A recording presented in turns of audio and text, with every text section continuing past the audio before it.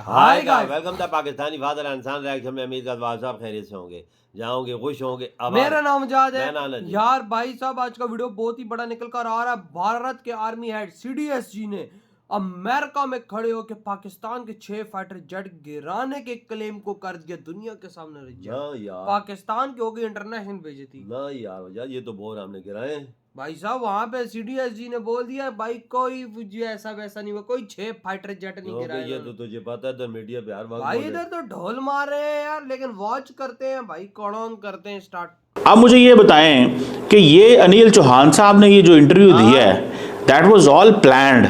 ये planned interview था। Good part is that we are able to understand the tactical mistake which we made, remedy it, rectify it, and then implement it again after 2 days, क्या मतलब? and flew all our jets again targeting at long range, which I said. जो हुआ वो 7 तारीख को हुआ और उसके बाद भारत ने अपनी गलती को समझा, रेक्टिफाई किया और उसके बाद उनका कोई जहाज नहीं गिरा, बल्कि उन्होंने पाकिस्तान पे हमले किए। ये हकायक। ये उन्होंने एक ब्लूमबर्ग टीवी है उसको दिया है। उन्होंने कहा जी पाकिस्तान के क्लेम दैट उनके 6 प्लेन डाउन हुए हैं एब्सोल्युटली इनकरेक्ट। ये इनकरेक्ट है। अगला बोल रहा है कि हमने 2 दिन बाद सारे के सारे जेट उड़ाए, और ये भी जान लीजिए कि पाकिस्तान ने पहले दिन के बाद में उनके सारे के सारे जो जेट्स थे वो ग्राउंडेड हो गए, फिर नहीं उड़े। द नैरेटिव इज क्लियर कि हम मारेंगे इनको, छोड़ेंगे नहीं, पकड़ लेंगे, उड़ा देंगे, रख देंगे, तर देंगे, चुक देंगे।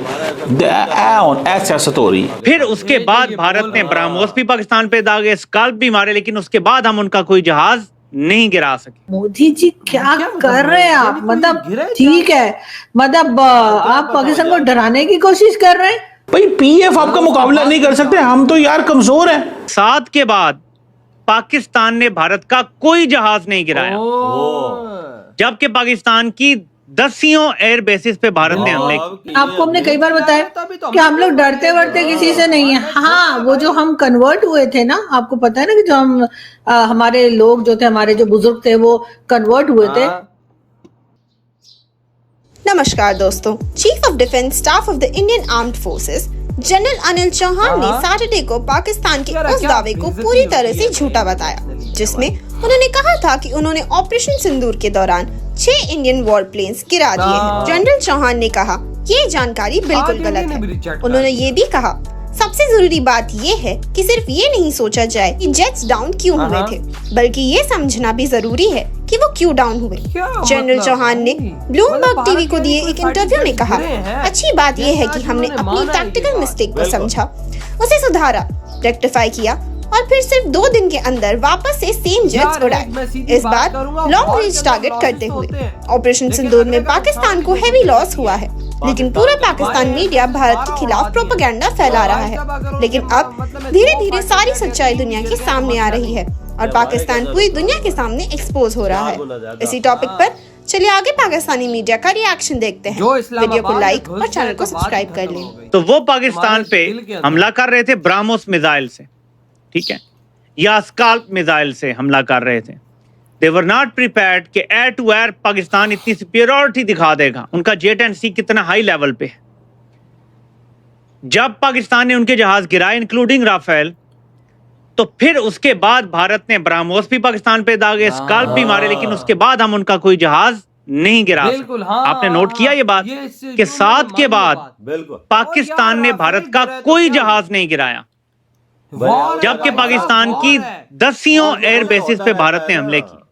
ये सारे हमले जहाजों से किए गए, एयर टू सरफेस मिसाइल इस्तेमाल किए गए, पिन पॉइंट एक्यूरेसी के साथ इस्तेमाल किए गए, लेकिन पाकिस्तान उसके बाद भारत का कोई भी जहाज गिराने में कामयाब नहीं हुआ।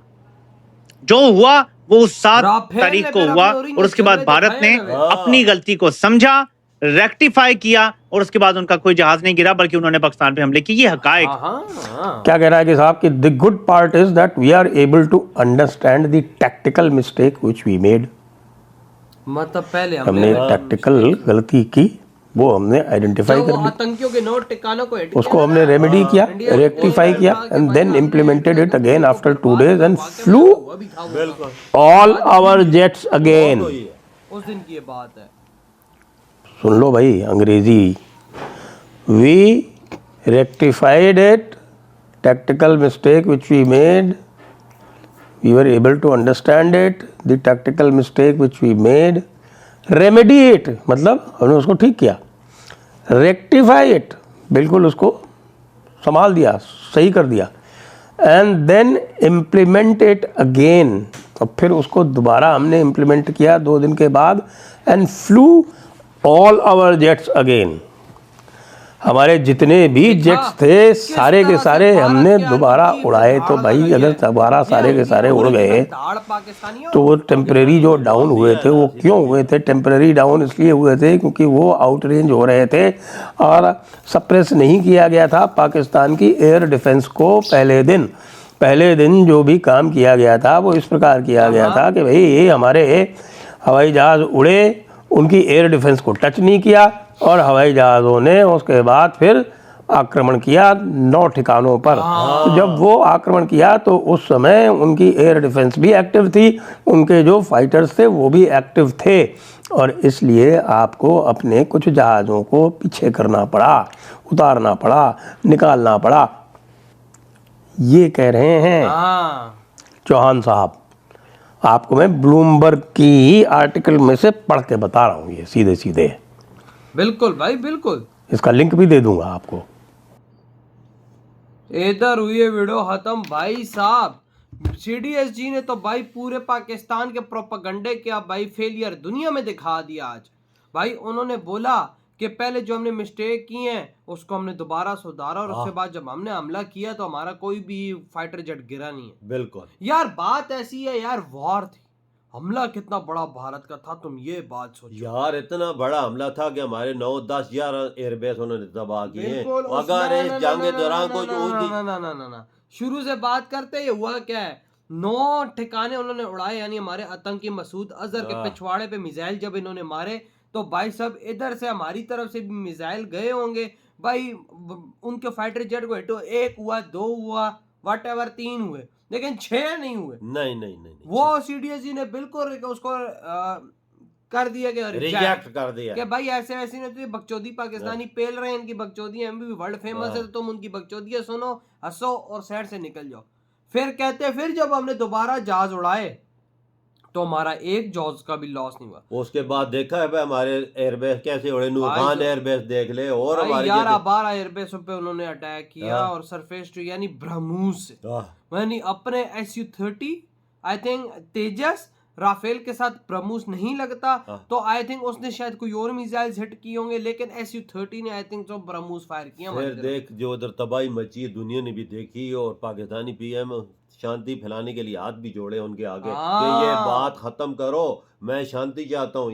यार वो उन्होंने चीज देख ली थी कि आवाज से संभाला नहीं जा रहा. मेन चीज है लॉस किसका कितना हुआ है. इंडिया के तो फाइटर जेट क्या है इंडिया के लिए? कुछ भी नहीं. इंडिया के लिए क्या है भाई? अगर पाकिस्तान ने 2-3 गिरा भी दिए, भारत जाएगा नए फाइटर जेट उठा के ले आएगा. भारत को क्या है? पाकिस्तान इधर अगर हमारे एयरबेसों को लॉस हुआ अभी तक उस पे रिपेयरिंग ही हो रही होगी. बिल्कुल. इतना पैसा किधर है वजह तो उनके पास तो पैसे के ढेर लगे हैं. हमारी उन्होंने बिल्डिंग उड़ाई है और बी में भाई साहब जो उन्होंने बिल्डिंग उड़ाई है उसमें हमारा स्क्वाड्रन लीडर की डेथ हुई है. बी में 3 और थे, 4 लोग उनकी डेथ हुई है. डिफेंस बजट की बात की जाए तो मोदी जी ने जंग के दौरान 4-5 अरब डॉलर उनको दे दिए कि चीजें लो. हाँ भाई साहब जो रिकवरी अभी 5 बिलियन डॉलर मोदी जी ने दिया, लेकिन आज देखो सीडीएसजी ने भी हमें मुंह पे चपेड़ मारी है. जो उन्होंने 10 दिए इतने तो हमारा 7 अरब डॉलर खाली साल का पूरा बजट वही ना. आज सीडीएस ने किस तरह चपेड़े हमें मार दी मुंह पे. एक पाकिस्तानी को खड़ा करके ठा करके मारा है कि भाई तुम जो बोल रहे हो 6 जहाजों का सब गलत है.